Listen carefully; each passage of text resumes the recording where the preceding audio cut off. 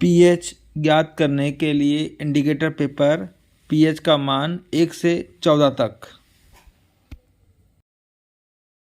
देखते हैं कि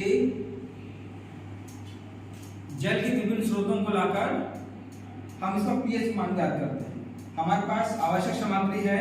सबसे पहले हमको पीएच इंडिकेटर पेपर लेना है और ये हम देख रहे हैं कि हम 5 प्रकार के जल स्रोत एकत्रित किए हैं। सबसे पहला है तालाब का पानी, दूसरा है नदी का पानी, तीसरा में हमने अपने बोरिंग से पानी लिया है, चौथा कुआं का पानी और 5 है हमारे घरों में जो आता है नल का पानी। इसको हमने सभी में पानी डाल दिया है। इसके पश्चात हम देखेंगे कि हमारे पास जो पीएच इंडिकेटर जो पेपर है इसके बारे में भी जान लीजिए कि पीएच का मान जो है 1 से लेकर 14 तक इसमें दिखाएगा। इसके आधार पर हम ये पहचान करेंगे कि कौन सा जल अम्लीय है या क्षारीय। इसके पश्चात हमको ये ज्ञात हो जाएगा कि वो जो जल है हमारे पीने योग्य है या नहीं, हम उसका उपयोग कर सकते हैं या नहीं।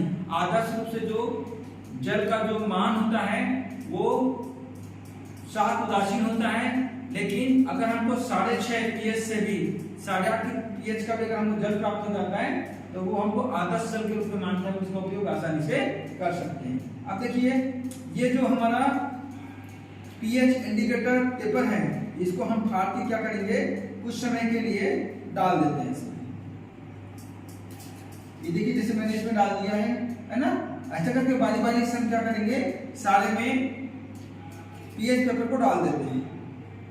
थोड़ी देर पश्चात अवलोकन करने से हमको मालूम चलेगा कि उसका ऑटोमेटिक आप देखेंगे कि देखो आप देख रहे हैं ना सब कलर चेंज हो रहा है ना। आइए देखिए पास कलर चेंज हो रहा है ना, सारे में अपने अपने हिसाब से कलर चेंज हो रहा है ना। कलर चेंज होने के पश्चात इसको हमको क्या करना है, कुछ समय के पश्चात इसको निकालना है, इसको निकालकर सुखाना है। सुखाने के पश्चात ये जो हमारा स्केल दिया हुआ है, ये जो स्केल है इस स्केल के हिसाब से मापन करना है कि कौन सा जल हमारा अम्लीय होगा या क्षारीय होगा। ठीक है ना। चलिए अब एक आकलन के हिसाब से हमने जो थोड़ी देर पहले जो प्रयोग किया था उसके हिसाब से हम देखते हैं कि हमारे तालाब का पीएच का मान कितना आया, 4 है ना। और नदी के जल का पीएच मान कितना आया, 8। बोरिंग के पानी का पीएच कितना आया, 8 है ना। कुएं के पानी का 7 और नल के पानी का 7। तो हमारे पास ये स्केल के हिसाब से हमको इसमें सावधानी क्या रखना है, जब हमने इस छोटे छोटे बीकरों को लिया था हम उसको अच्छे से साफ कर लेना है ना, ताकि इसमें कोई भी अम्लीय या क्षारीय पदार्थ ना हो, इस चीज को ध्यान रखना है। इसके बाद जब हम पेपर डालेंगे, पेपर डालने के पश्चात उसको निकाल कर सुखाना है, फिर वास्तविक कलर के साथ मिलान करना। आप देखेंगे कि ये भी 7 नंबर में भी आपको थोड़ा सा ग्रीन दिखाई दे रहा है, 8 में भी ग्रीन दिखाई दे रहा है, लेकिन 7 नंबर में हल्का सा येलो मिक्स है ना।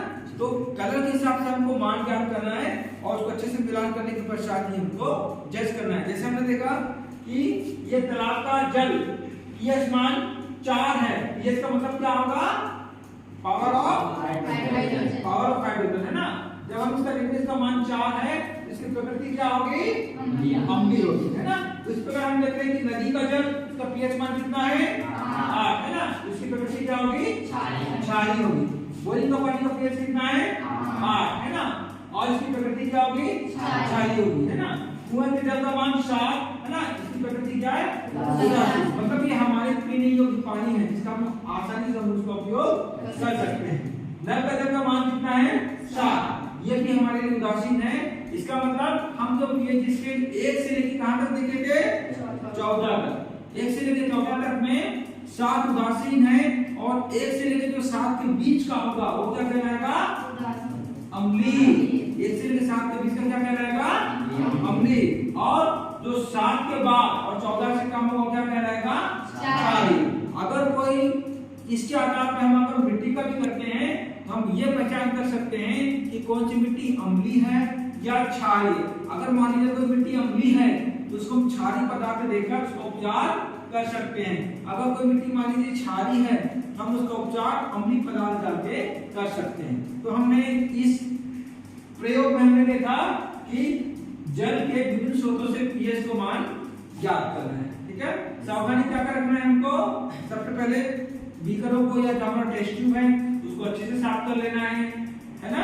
और इस स्केल में जब इसका मिलान करेंगे तब हमको अच्छे से मिलान करना है, ठीक है ना।